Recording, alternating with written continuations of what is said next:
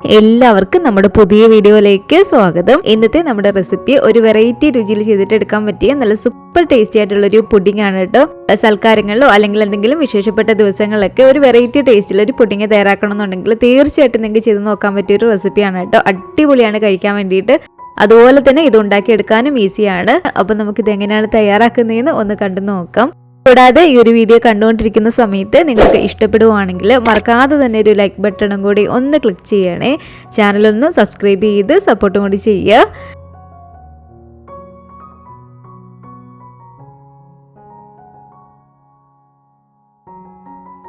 അപ്പം നല്ല അടിപൊളി ടേസ്റ്റി ആയിട്ടുള്ള ഈ ഒരു പുഡിംഗ് റെഡിയാക്കാൻ വേണ്ടിയിട്ട് ആദ്യം തന്നെ ഞാൻ ഇതുപോലെ ഒരു പാനിലേക്ക് 1 കപ്പ് അളവിൽ വെള്ളം ഒഴിച്ചു കൊടുക്കാണ് കേട്ടോ. 250 ml ഈ ഒരു കപ്പിൽ 1 കപ്പ് വെള്ളം ഒഴിച്ചു കൊടുത്തിട്ടുണ്ട്. ഇതിലേക്ക് നമുക്കൊരു 5 ടേബിൾ സ്പൂൺ അളവിൽ പഞ്ചസാര ചേർത്ത് കൊടുക്കാം. എന്നിട്ട് നന്നായിട്ട് ഇതൊന്ന് മിക്സ് ചെയ്തിട്ട് എടുക്കാം. പഞ്ചസാരയൊക്കെ ഇതുപോലെ നന്നായിട്ടൊന്ന് ഉരുകി വരുന്ന സമയത്ത് ഒരു 1/2 ടീസ്പൂൺ അളവിൽ ഏലക്ക പൊടിയും കൂടി ചേർത്ത് കൊടുക്കുകയാണ്.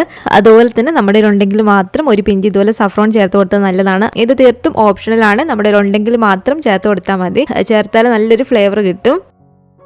അപ്പോൾ ഇതെല്ലാം കൂടി ചേർത്ത് നമുക്ക് നന്നായിട്ടൊന്ന് തിളപ്പിച്ചിട്ടെടുക്കണം. അപ്പോൾ ഇത് കണ്ടില്ല, ഇതിപ്പോൾ ഇവിടെ നന്നായിട്ടൊന്ന് തിളച്ച് വന്നിട്ടുണ്ട്.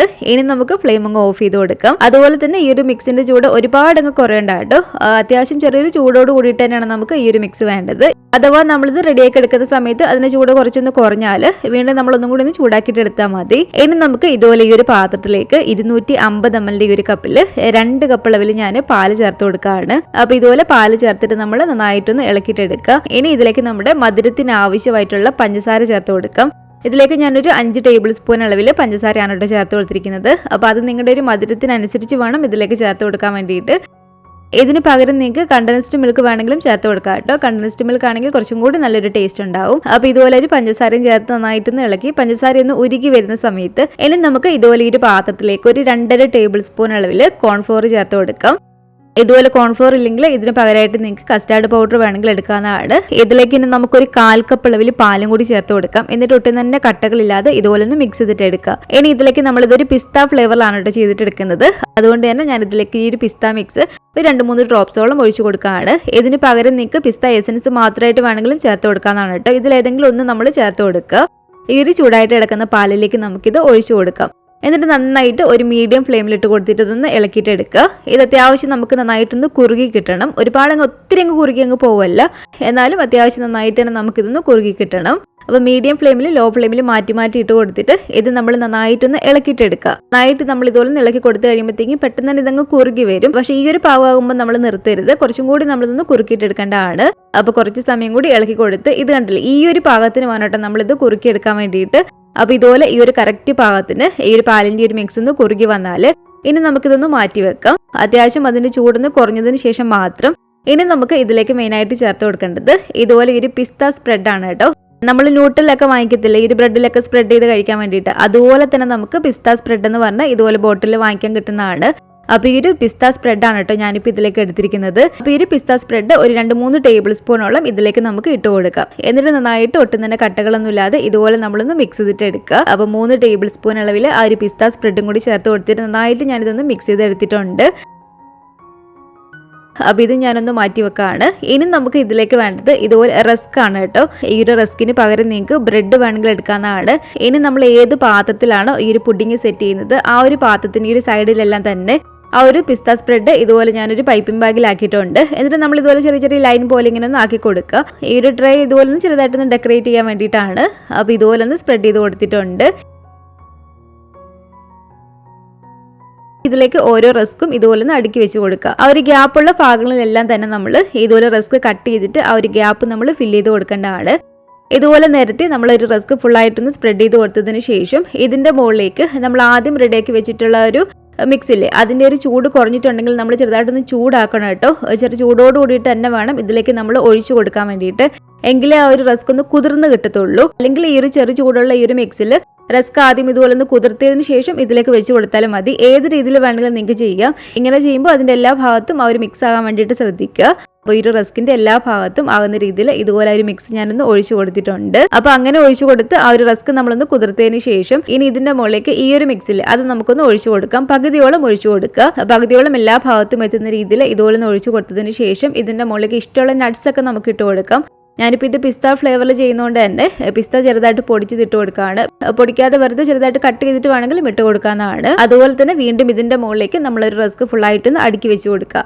എന്നിട്ട് ഈ ഒരു റസ്ക് നമ്മൾ ഇതുപോലെ ഒന്ന് കുതിർത്തി എടുക്കുക കേട്ടോ. ആ ഒരു ചെറിയ ചൂടോട് കൂടിയിട്ട് തന്നെ വേണം ആ ഒരു മിക്സ് നമ്മളൊന്ന് ഒഴിച്ചു കൊടുക്കാൻ വേണ്ടിയിട്ട്. അപ്പൊ ഇങ്ങനെ ഒഴിച്ചു കൊടുക്കുമ്പോൾ അതിന്റെ എല്ലാ ഭാഗത്തും എത്തുമെന്നൊരു ഡൗട്ട് ഉണ്ടെങ്കിൽ ആദ്യം തന്നെ ആ ഒരു മിക്സിലേക്ക് റസ്ക് മുക്കിയൊന്ന് കുതിർത്തതിന് ശേഷം ഇതിലേക്ക് വെച്ച് കൊടുത്താലും മതി. ഇനി ഇതിന്റെ മുകളിലേക്ക് ബാക്കിയുള്ള ഒരു മിക്സ് ഫുള്ളായിട്ട് ഞാൻ ഒഴിച്ചു കൊടുക്കാണ്. ഇതുപോലെ ഒഴിച്ചു കൊടുത്തതിന് ശേഷം ഇതിന്റെ മുകളിലേക്കും ഇഷ്ടമുള്ള നട്ട്സ് നമുക്ക് ഇതുപോലെ ഇട്ട് കൊടുക്കാവുന്നതാണ്. അപ്പൊ ഇതുപോലെ ഒന്ന് റെഡിയാക്കി എടുത്തതിന് ശേഷം ഇത് പെട്ടെന്നൊന്ന് ഉറച്ചു കിട്ടാൻ വേണ്ടിയിട്ട് ഞാനൊരു 10-20 മിനിറ്റോളം ഫ്രീസറിലേക്കാണ് കേട്ടോ ഇതെടുത്ത് വെച്ച് കൊടുക്കുന്നത്.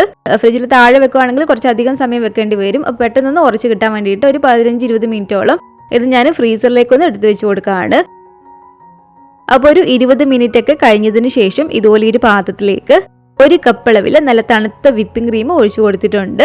ഈ ഒരു വിപ്പിംഗ് ക്രീം നമുക്ക് നന്നായിട്ടൊന്ന് ബീറ്റ് ചെയ്തിട്ട് എടുക്കാം. ഞാനിപ്പോൾ ഇവിടെ എടുത്തിരിക്കുന്ന ഈ ഒരു വിപ്പിംഗ് ക്രീമിന് മധുരമുള്ള വിപ്പിംഗ് ക്രീം ആണ് കേട്ടോ. അപ്പോൾ നിങ്ങളിപ്പോൾ എടുക്കുന്ന വിപ്പിംഗ് ക്രീമിന് മധുരമില്ലെങ്കിൽ ഇതിലേക്ക് നമ്മൾ പഞ്ചസാര പൊടിച്ചതും കൂടി ചേർത്ത് കൊടുക്കേണ്ടതാണ്. അപ്പോൾ ഇതിപ്പോൾ മധുരമുള്ളതാണ്. ഇത് നന്നായിട്ട് നമുക്ക് ഇതുപോലെ ഒന്ന് ബീറ്റ് ചെയ്തിട്ട് എടുക്കാം. ഇതുപോലെ നന്നായിട്ടൊന്ന് ബീറ്റ് ചെയ്തെടുത്തതിന് ശേഷം ഇതിലേക്ക് നമുക്ക് ഒരു പിസ്ത സ്പ്രെഡ് ഇല്ലേ, അതൊരു 3 ടേബിൾ സ്പൂണോളം ഇട്ട് കൊടുക്കേണ്ടതാണ്. എന്നിട്ട് ആ ഒരു പിസ്തയുടെ ഒരു സ്പ്രെഡും കൂടി ചേർത്ത് കൊടുത്തിട്ട് നന്നായിട്ട് വീണ്ടും ഒന്നും കൂടെ ഒന്ന് മിക്സ് ചെയ്തൊന്ന് ബീറ്റ് ചെയ്തിട്ട് എടുത്താൽ മതി.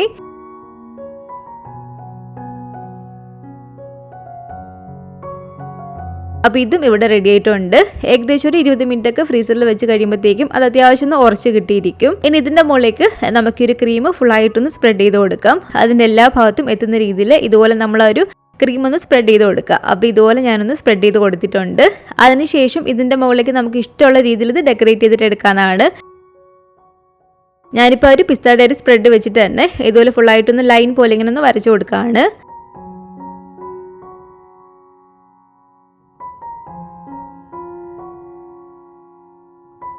ഇതുപോലെ ഫുള്ളായിട്ട് നമ്മൾ ലൈൻ പോലെ വരച്ചു കൊടുത്തതിന് ശേഷം ഇതുപോലെ ഒരു സ്റ്റിക്ക് വെച്ചിട്ട് ഈ ഒരു അറ്റത്തുനിന്ന് ഇതുപോലെ ഫുള്ളായിട്ട് നമ്മളൊന്ന് വരച്ചു കൊടുക്കുക. എന്നിട്ട് അതേപോലെ തന്നെ ഈ ഒരു സൈഡിൽ നിന്നും ഇതുപോലെ തന്നെ നമ്മൾ അങ്ങോട്ടൊന്ന് വരച്ചു കൊടുത്താൽ മതി. അപ്പോൾ ഏകദേശം നല്ലൊരു ഡിസൈൻ പോലെ കിട്ടും. ഇനി ഇതിന്റെ ഒരു സൈഡിലെല്ലാം തന്നെ കുറച്ചൊരു പിസ്ത ഒന്ന് പൊടിച്ചതും കൂടി ഇട്ട് കൊടുക്കുകയാണ്. നമുക്ക് ഇഷ്ടമുള്ള നമ്മുടെ ഉള്ള നട്ട്സ് വെച്ചിട്ട് ഇത് ചെയ്തിട്ടെടുക്കാം കേട്ടോ. അതുപോലെ തന്നെ കുറച്ച് ബദാമും കുറച്ച് ഡ്രൈഡ് റോസ് പെറ്റൽസ് ഒക്കെ ഇട്ട് കൊടുത്തിട്ടുണ്ട്. അപ്പോൾ ഇതുപോലെ സെറ്റ് ചെയ്ത് എടുത്തതിന് ശേഷം ഇത് ഞാൻ ഓവർനൈറ്റ് ആണ് കേട്ടോ ഫ്രിഡ്ജിൽ വെക്കുന്നത്. ഇനി നമ്മൾ ഫ്രീസറിൽ വെക്കണ്ട.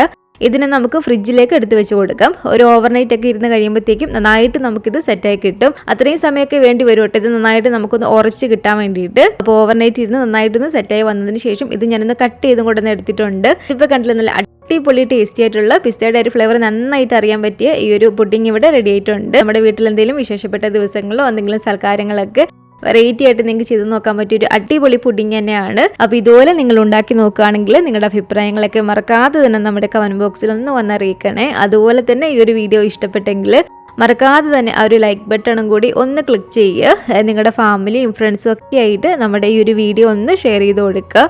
പുതിയതായിട്ട് ഈ ഒരു ചാനൽ ആരെങ്കിലും കാണുന്നുണ്ടെങ്കിലും ഇതുവരെയായിട്ടും ഈ ഒരു ചാനൽ സബ്സ്ക്രൈബ് ചെയ്തിട്ടില്ലെങ്കിലും താഴെ കാണുന്ന ഒരു സബ്സ്ക്രൈബ് ബട്ടണും കൂടി ഒന്ന് പ്രസ് ചെയ്ത് സപ്പോർട്ട് ചെയ്യണേ.